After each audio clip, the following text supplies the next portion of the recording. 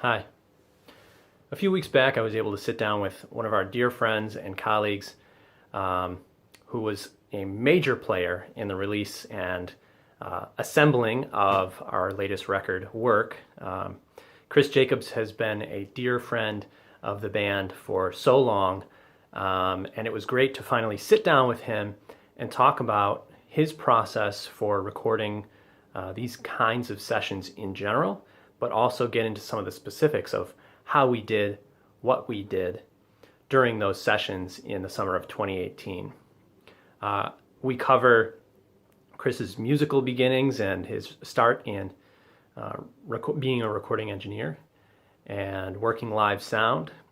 We talk about the sessions themselves, how he makes some of the decisions that he makes, the mixing, the mastering, and all of these kinds of behind the scenes things that may not seem so obvious when we watch the upcoming film Work, or may not seem so obvious when we just listen to the music.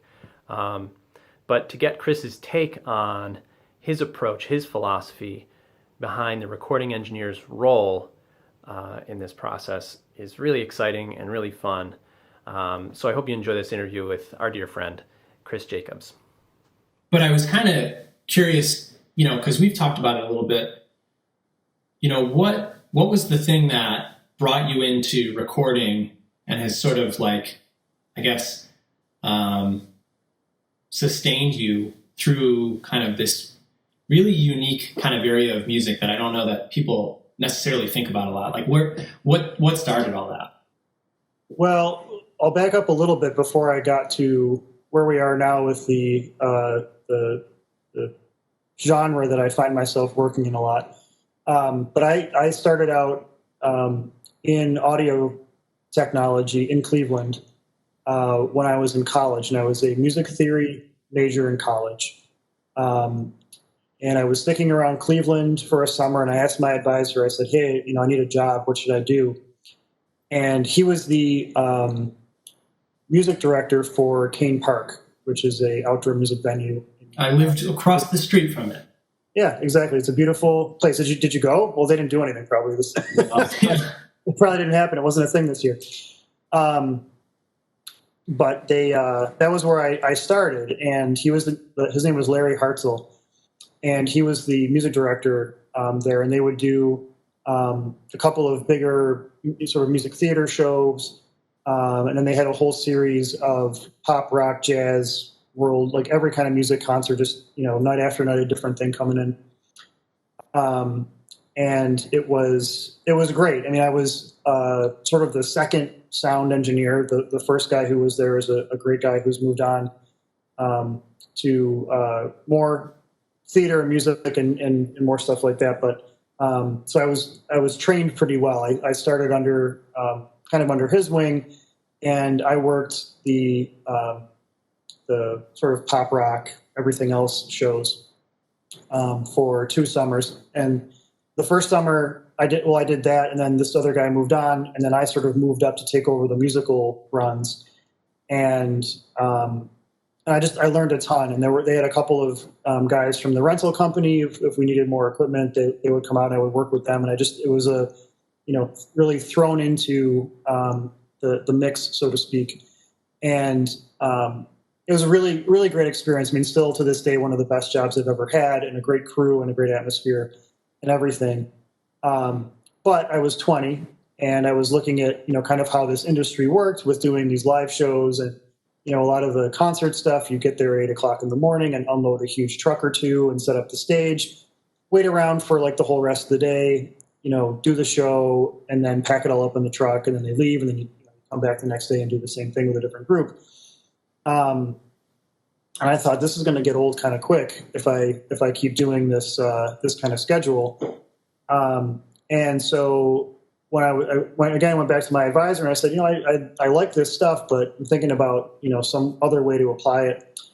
And he said, oh, my son went to NYU for music technology, and he had a really good experience there. And there wasn't really a recording program at my college, and although I did work in the recording studio maybe only my senior year, but doing sort of, concert archival stuff, a lot of the stuff that I do now, and live event support and things like that.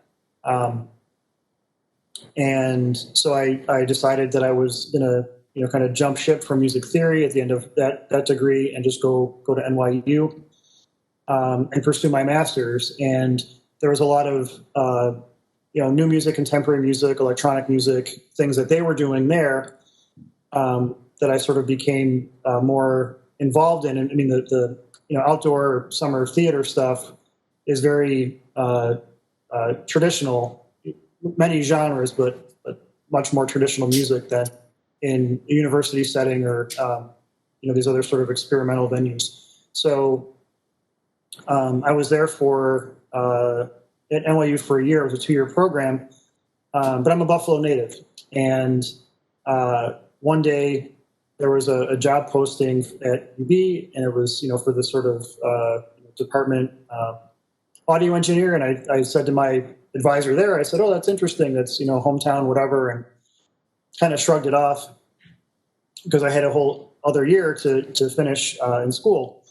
And so a couple weeks went by, and we crossed paths again, and he said, "Did you ever apply for that job?" And I said, "No, I'm going to finish school and go from there." And he just said, "You should apply for the job," in a way that wasn't like you should do it for the experience or you should do in any other sort of context. It was like you should do it. And he had some connections here, and I think had kind of heard through the grapevine that they were looking for people. And there's a whole kind of long story about how all that played out over the course of that summer, because I think that all happened in May, and I ended up starting a week into the fall semester that year.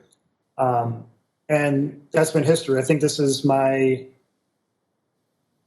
always forget the math, 18th or 19th year? Yeah.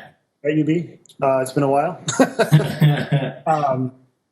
So yeah, and so my role at UB is largely event archival. So there's a lot of audio recordings of the concerts and everything that we produce in-house, our faculty concerts and student recitals, ensembles, all that stuff, plus our visiting artist series. And then it also expands into things that have electronic components, electroacoustic music, all the stuff that goes into that. So not just the recording, but the playback, amplification, all of the sound processing.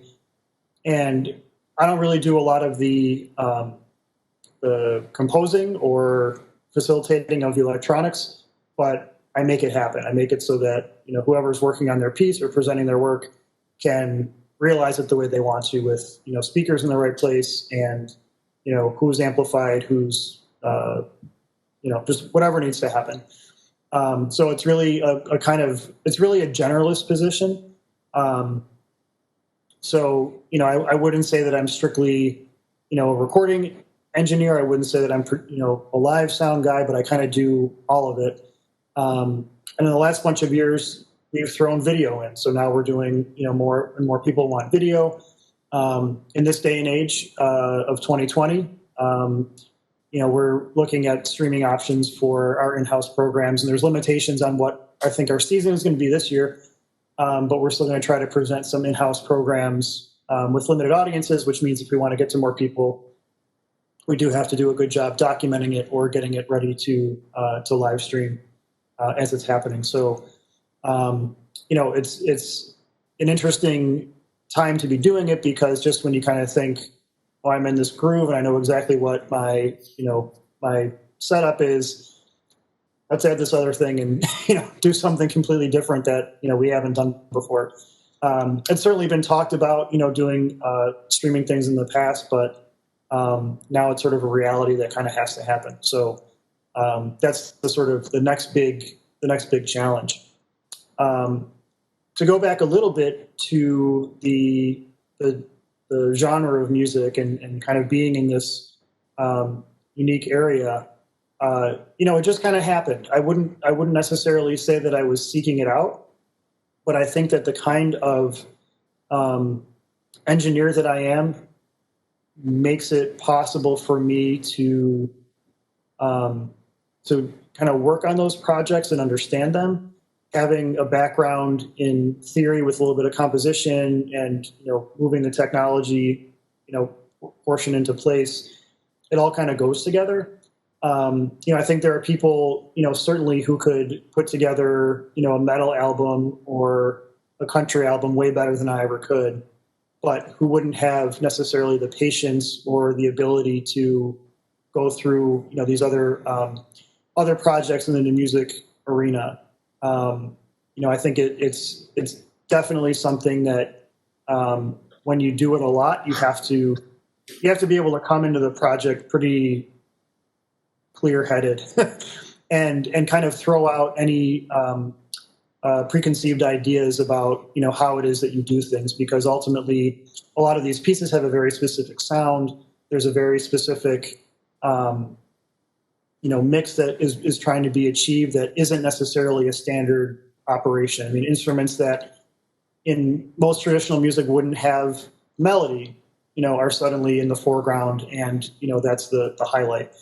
Or taking elements like electronics or processed tracks and getting those to sit in a mix and make it feel like a one kind of coherent unit can be pretty difficult sometimes. And a lot of times there are people who come in and they've got, I've worked on this electronics part, boom, here it is. And there's, a bunch of elements mixing together in that, and you kind of have to make that work, even if it's not in as good a shape as it could be, or, there's just so many more variables, I think, in new music that it makes it challenging to kind of to make the things that you want to have happen. But it's also pretty rewarding when people who have an idea, especially the student composers that I work with a lot, when they come in and they're trying to figure out their voice, right? They're trying to figure out how they want to express themselves in their music. And so to be able to help them realize that, I think, is pretty important, and them sort of taking the next steps to say, I did something here.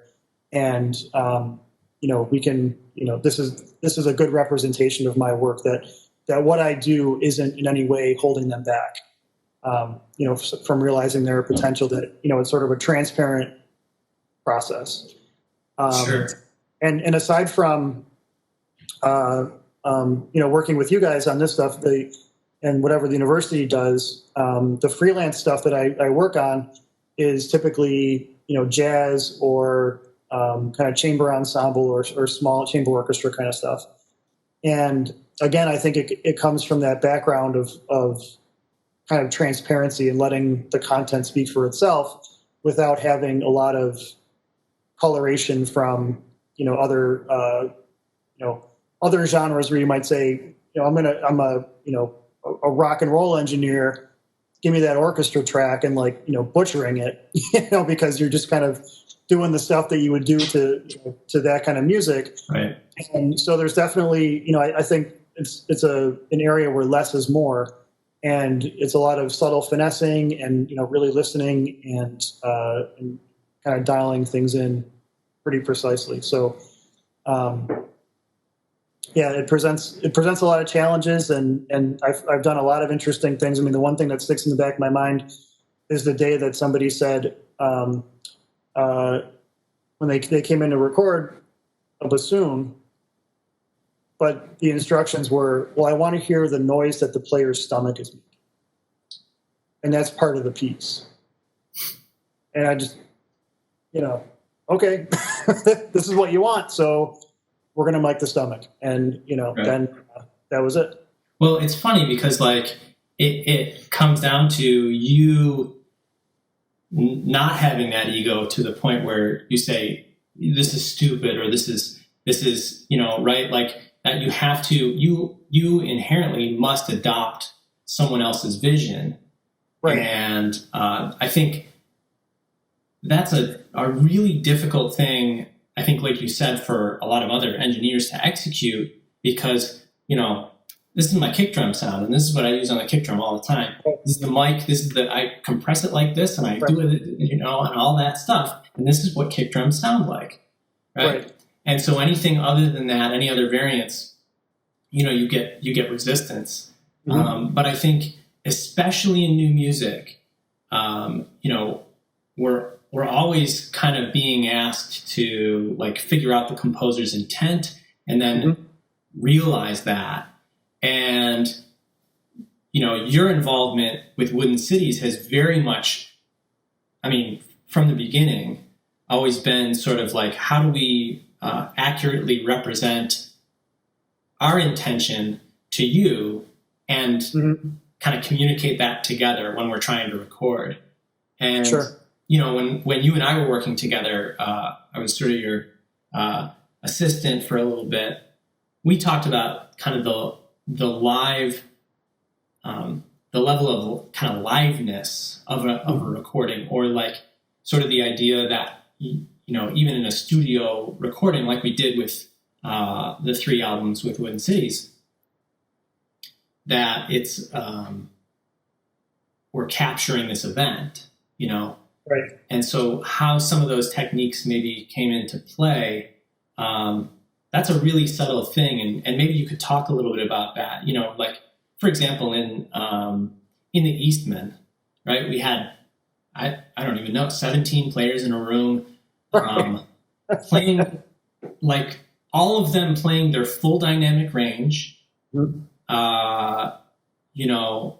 all extremely different textures, right? And it's not a standard ensemble. It's not like, X number of strings and this feels comfy now, right? This is just like, and everybody we could teach this piece to coming together for this big idea. Right. So like for you, starting from that session, mic setup and choice, and I was even thinking about how you have to deal with us saying we want to set up like this, right? Right.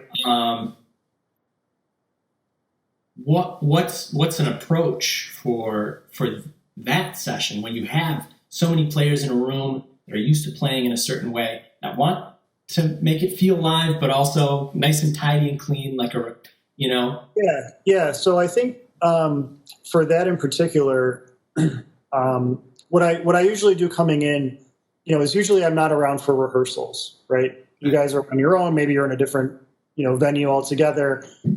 And so I don't want to show up and be like, okay, you've done it this way, now change everything. Right. That's not effective for anybody. So usually I come in and what are you guys doing? What's comfortable for you? And especially in a piece that large, there's so many players, if I don't know who's getting cued from who, or who needs to see another player, do what you've been doing because you've worked that out, right? You've done a lot of the work of saying, I need the piano turned this way because this pianist needs to see the cellist because they have a bunch of cues together and they need to be in communication. Or, if you say this is, group A is doing this thing, group B is doing this thing, I'm not going to say, well, this typical orchestra setup is to have the violins here. I'm not going to do that, right, because, you guys have already sort of worked this out. And sometimes I would like to. Sometimes there are sort of, fundamental things that creep in about, well, from a frequency standpoint, your low frequency instrument should be in the middle and you should sort of spread out from there. Maybe, if I can if there's a really good cause to do that, sure, I might try to make a suggestion and push some things that way. But when you've gone to the trouble of getting, almost 20 people together and doing a piece, I don't want to mess with that. I want you guys to be comfortable. I don't want to push you out of your element. I want you to be successful, right? I don't want to spend a lot of time making sure that with my new idea that you're able to adapt to that. I need to adapt to you guys. Right. So, so the great thing about being in that space and having a little bit of room is you were kind of the perfect combination of everybody being separate a little bit. You weren't crammed in together, and being able to sort of capture everybody directly. So you've all got your space. You're still close enough where the energy is there, because I think that proximity really helps. And I think in that case, the number of people helps. I mean, there's that many people. You're excited to play. You're excited to, be doing a thing together, in that space, and be working on a project that you've, kind of had going for a long time. And to be able to, now do this document of it is pretty exciting for everybody. I had a, I don't want to name drop, especially in, when this is being always name drop. That's the rule. You gotta always do it. Well, no, I mean, but I mean, the group. It was with the jazz octet. Yeah. They came in that same room, and they wanted to do, a studio album of their live stuff. And then we did the whole session, and then I sent the tracks out, and they were like, no, we're not going to do anything with it, because they need an audience. They need the reaction of the audience. They need the room. They need the energy of a live performance to make something happen, to make something magical. I mean, that group, the recording I did of them live is awesome, because they were live, and they were like in their element and everything, under the fluorescent lights in a big white room. You're not getting necessarily that same energy, out of that group. On the flip side, I mean, the group of people that you had, I think it was a kind of critical mass of people that made the difference with that piece in particular. That there were that many people, in the piece. What's the duration? 20 minutes? 30 minutes? Longer, yeah. Something like, it's like between 20 and 30, I think. Yeah, 23 to 27 is what we usually clock in at. Yeah, I mean, that's like a thing. If you have live energy for that, you're not going to pull it off in any way.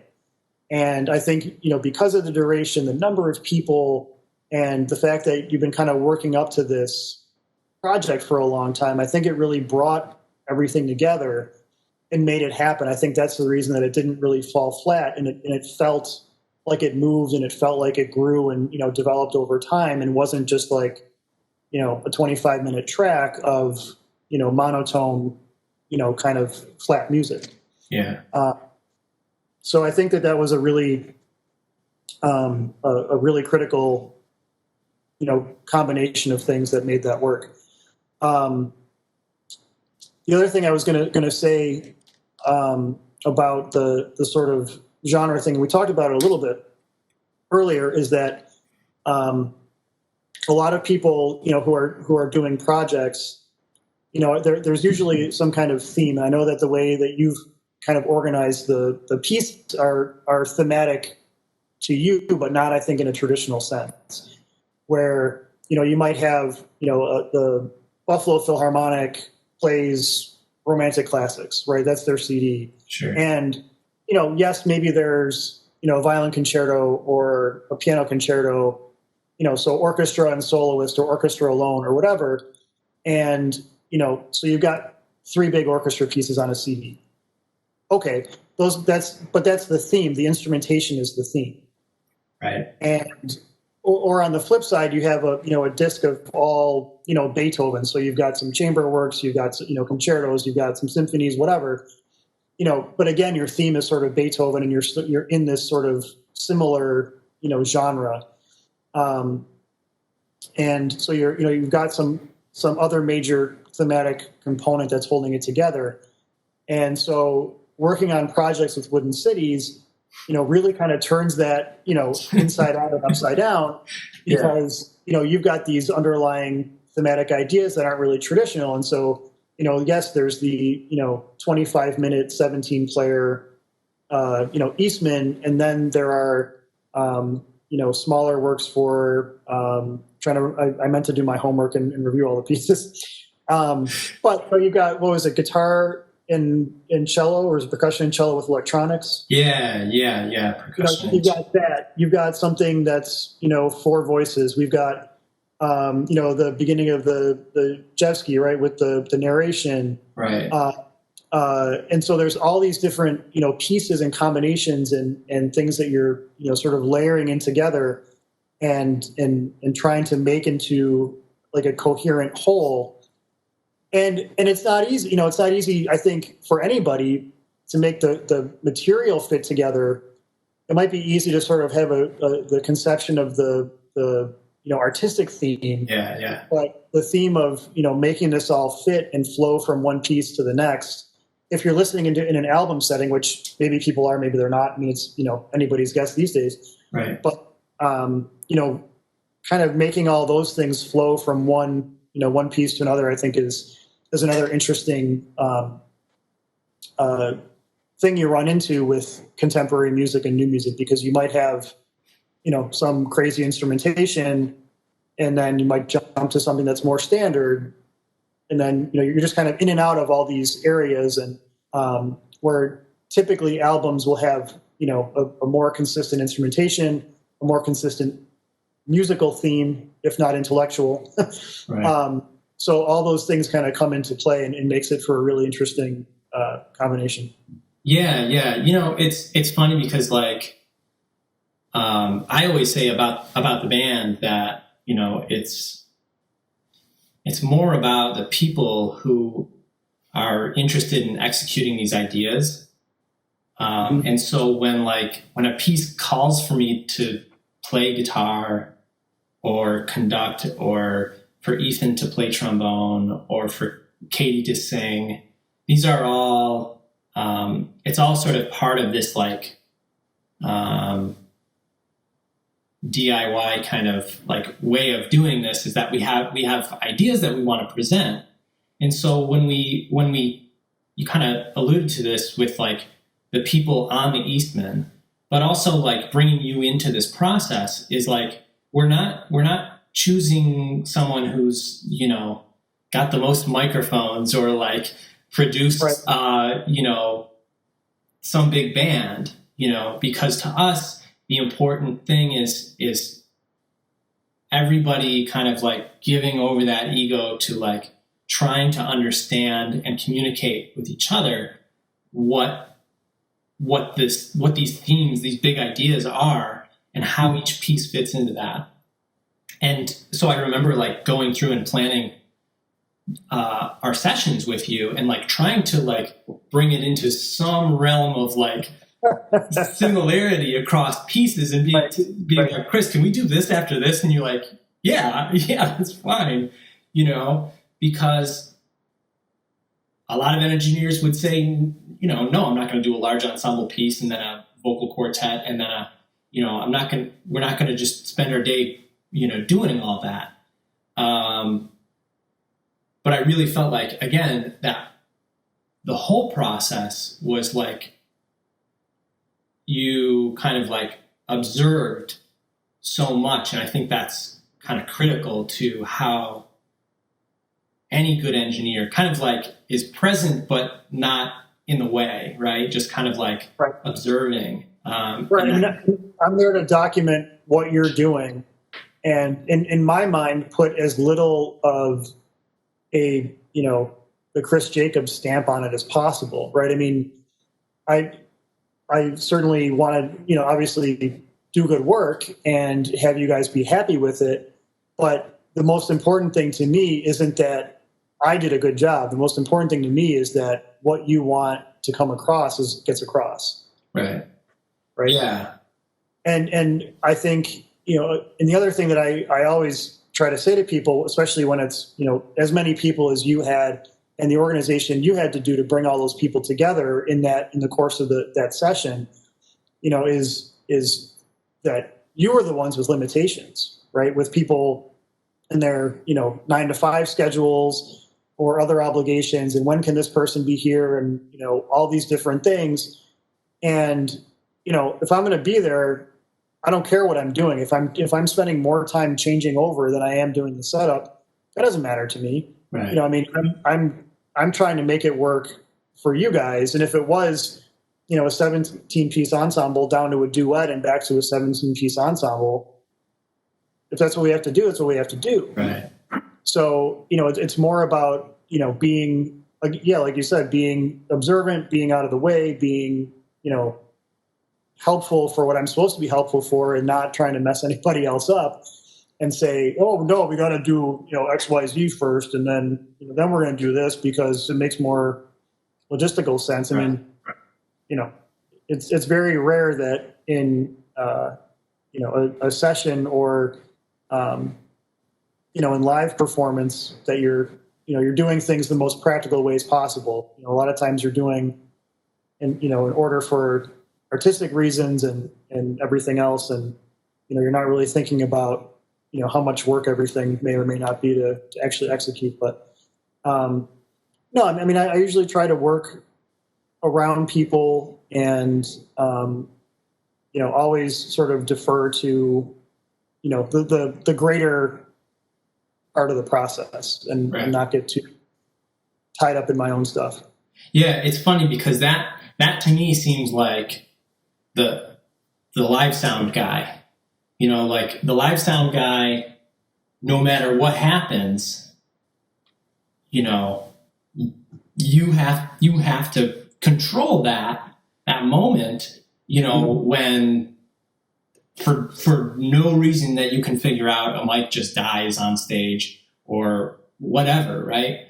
And so it kind of takes some of that similar ethos of like, whatever needs to happen will happen. And you kind of also have a little bit more room. You can breathe a little bit more. In live sound, it seems like it's just like, you go and that's it. You get one shot. Right.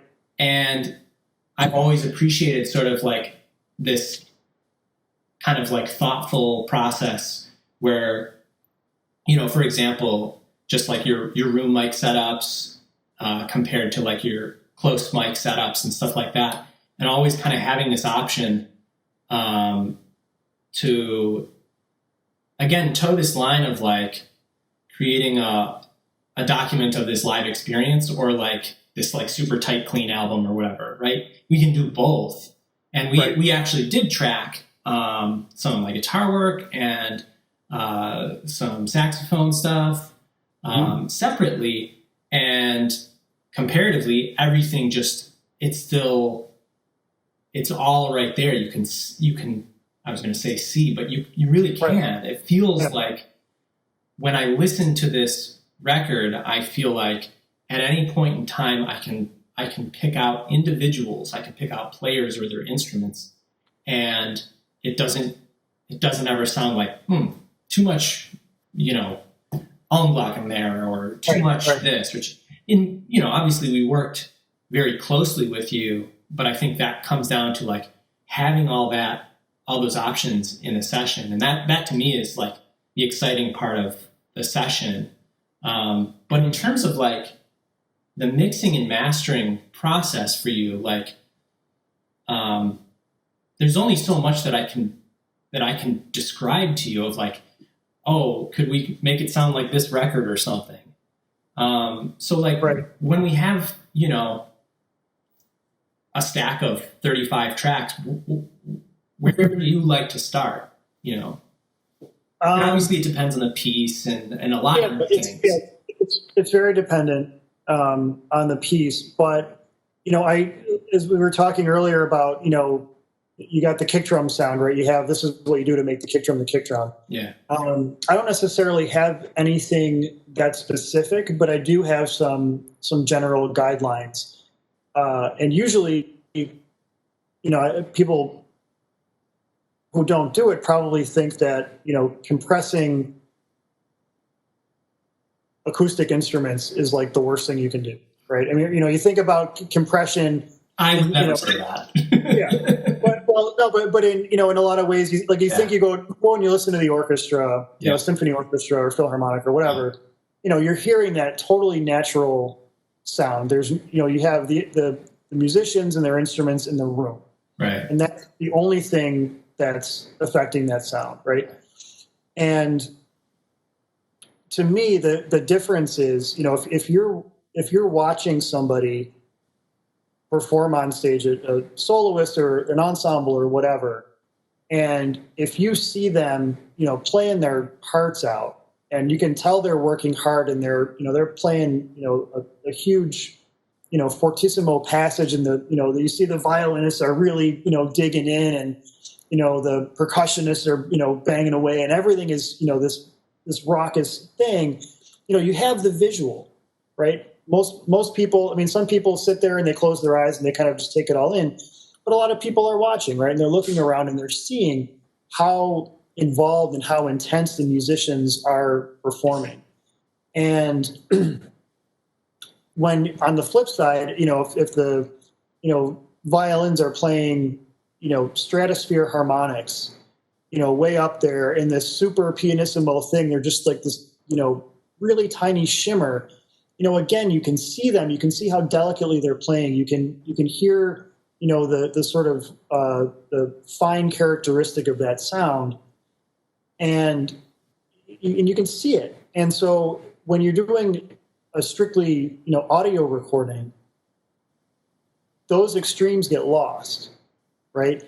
And if you were to, maintain that dynamic range in a recording, the loud, timpani hits would be so loud compared to those violin harmonics that, you'd be sitting, wherever you're listening and say, oh, I can't hear those. And you turn up the violin section and the timpani comes raring and you're, oh my God, you're blowing your speakers out and you got to turn everything down.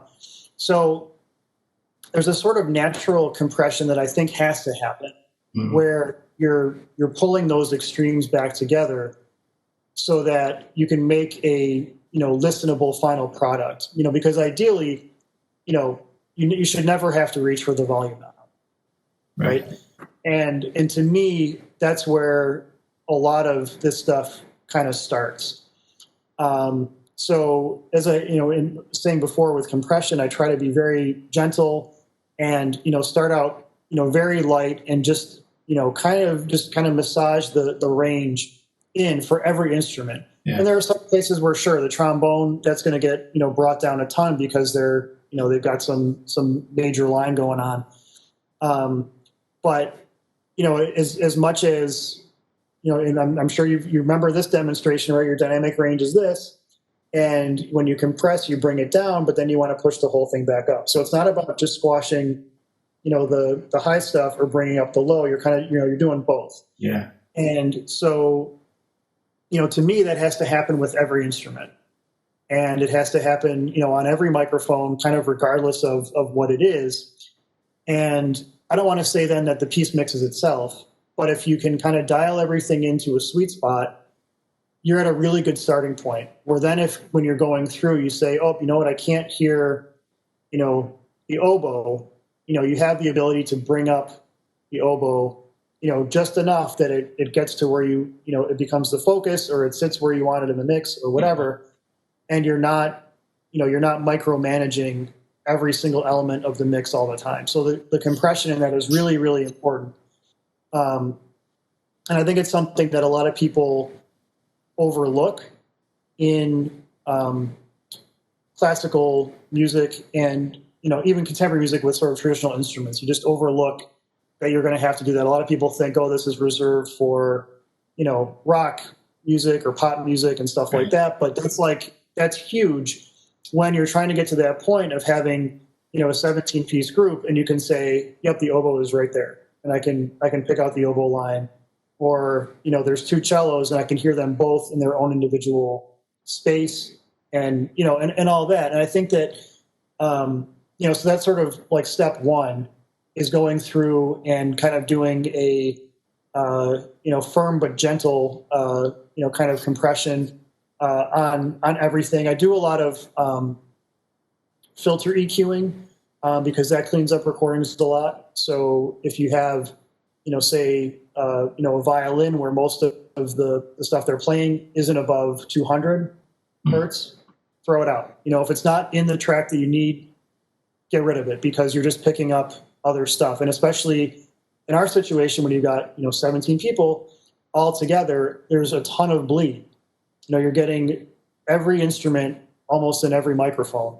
Yeah. And so in order to kind of cut down, and especially on that low end stuff that can make everything kind of, tubby and muddy, is to just get rid of it. And if you don't need it, dial it out.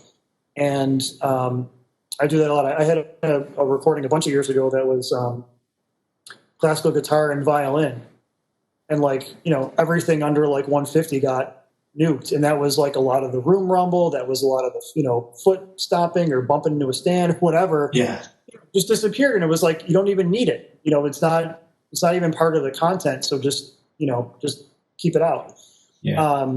So between, doing those two things, and then if it does match up, sort of paying really close attention in the stereo field of where the instruments are. So the trick to that, is you have just the room mics, then you pop on the instrument you're listening for, and if it shows up in a different place, it's in the wrong place in that field, and you got to kind of, put it where it's supposed to be. And again, that reinforces, you get that overall blend of everybody, but it kind of brings into focus with that extra microphone where that person is in the room. And that's really important to do. A lot of people overlook that, and they say, oh, we'll leave that, or they'll ballpark it, and it's really, not even close enough to sort of make that fit. Yeah.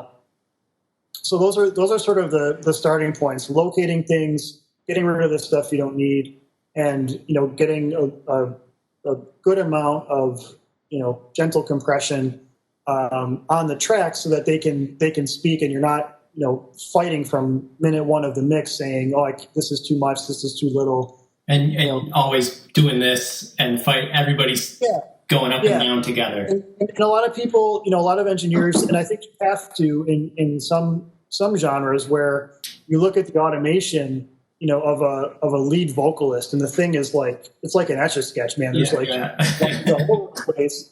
And I mean, in that case, you have to do that. You want that lead vocal to sit on top of everything, no matter what the cost. Right.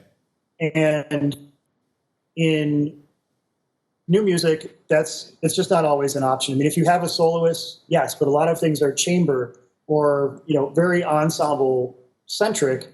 And if you lose something for a minute because something has overtaken it, that's probably what would have happened in a concert, right? And so, kind of going back to capturing this live, and I'm not there like imperfections, but it's just kind of reality, because if you do fight everything all the time and you are bringing things, up in these sort of microscopic amounts, it gets really messy, first of all, but then you kind of lose track of where you are and how far you're pushing things. And you can get to the end of a track and see that, well, I've brought everything ton over the course of this 5 or 10 minute track. Right. The beginning sounds nothing like the end, where where you're going it up. Yeah. And so that, and that's a huge, can be a huge pitfall, and one that I try to avoid. I drop the cursor in and I listen, and then I go on later and I say, okay, what are these? I really work from a high level down. What are the global changes that need to be made, right, overall to make the mix work, and then refine to the point where you're making very, very subtle adjustments to highlight or push back individual elements. It's so funny that you mentioned those things in particular, because all of your recordings, I feel like, and especially now that I've worked so closely with what we've been doing together, that sense of location within the spatial field is something that is just so clear. And I think because of that, that's a huge reason why you can kind of spot things. But just like you were saying, in terms of the subtleties of the instruments, being able to come out through the compression and stuff like that, it all, not talking about it with you out loud kind of clarifies, the experience of listening to these records as they're coming together and stuff, because you'll kind of toss to some tracks and I'll hear it and I'll be like, oh man, that's a really noisy this, or it's just the raw track or whatever. And then in a week, I'm like, why does this sound so clean and crisp and clear, and everybody's in their spot? Like, that's a beautiful experience. Like, even for the vocal quartet, right? like when I listen to Ribble Bobble, it's like I feel like I'm sitting in the middle of even my own voice. Like I can hear I'm in one area, and and I feel like, and that in that piece is one of the most important things. When we perform it live, we go to the four corners of the room, and that's what someone experiences when we do that piece. So like to feel that in a recorded space, is just really, really satisfying to me. So I think, it's funny because like you said, people have these expectations of, well, you never do this to classical music, or you never do that to classical music, or, and I think once again, new music proves it wrong. It's like for every rule, there's a phone book of exceptions. You know what I mean? Right.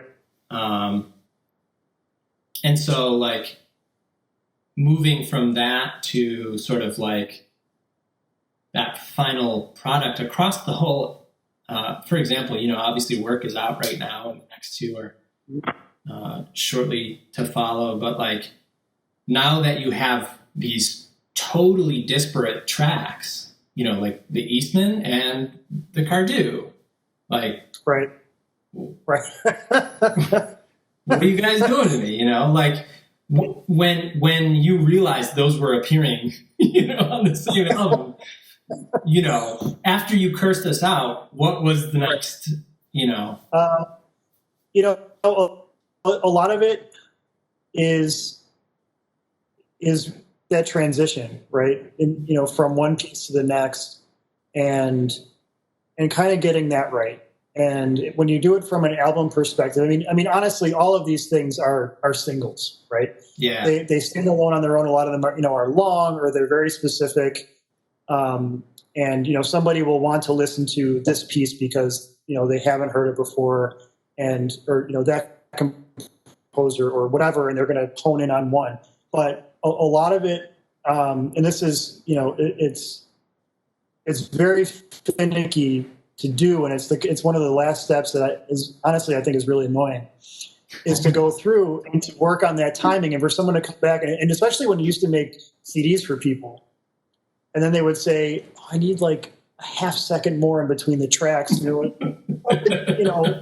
just burned 20 of these. Do you know how much work that is? To go back and and do that, and especially if you're if you're trying to keep that.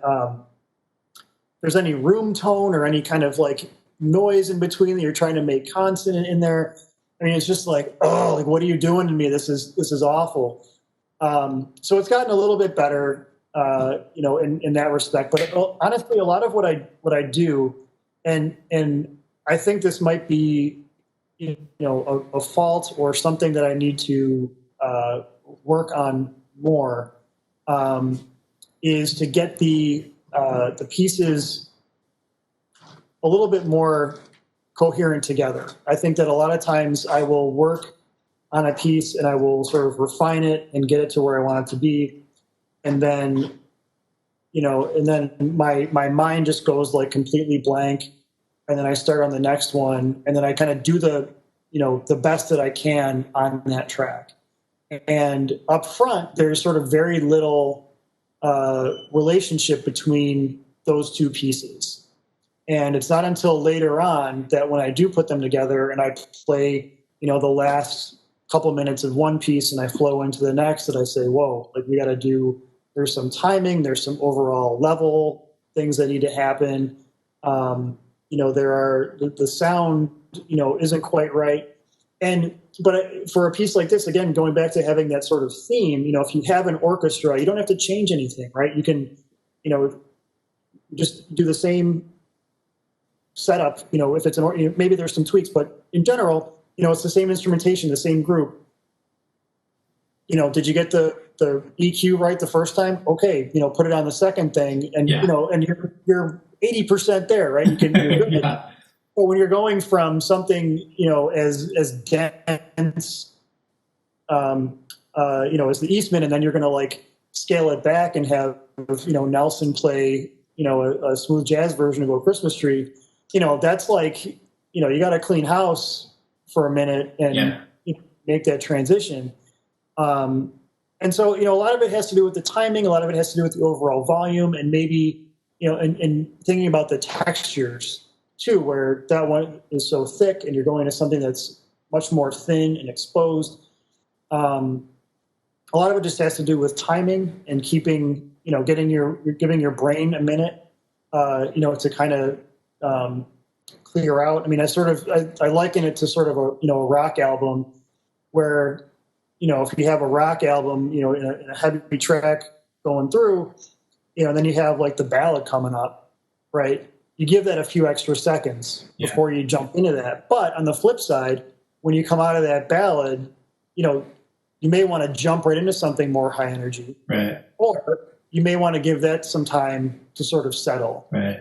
And then move on. So, there's a lot of back and forth, and there are a lot of times where it's like, no, this is just a little bit too long. And it's like, well, what do you mean by a little bit? Is it a half second? Is it 2 seconds? Right.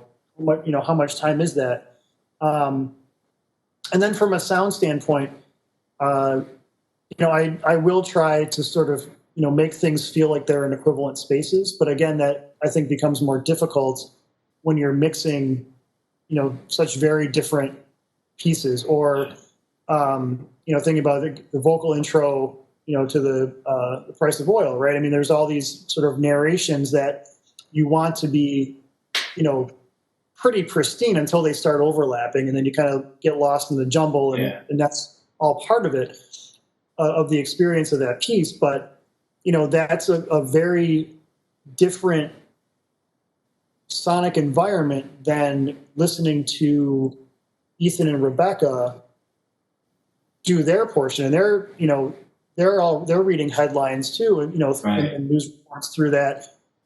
How do they tie those together, right? Right. So, you kind of have to make it work where, maybe those intro vocals aren't as loud as, if you were just doing like an, straight reading like audio book, you might have that kind of cranked.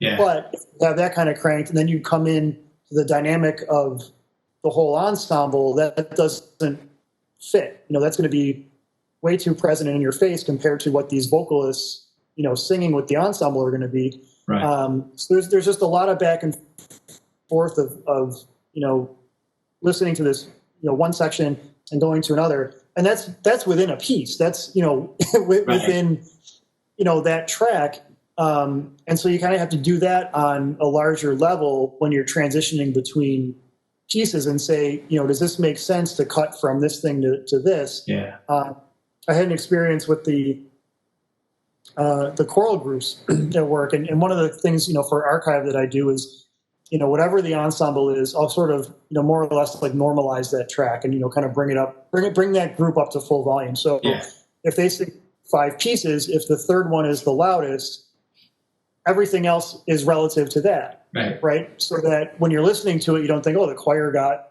bigger or they changed or whatever. Right. And their peak of an 80-person chorus is different than the peak of an 8-person, chamber singers group. Right.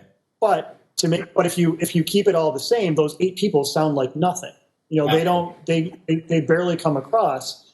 So, my approach, with the on the archival side of things is to, sort of capture each group, and I don't do a lot of compression. It's sort of very straight archival, and I do that because if anybody wants to make a change later, nothing's been done, right? So if we want to produce that and put out a demo disc of the department, yes, I can go back and I can tweak that and I can do whatever to it.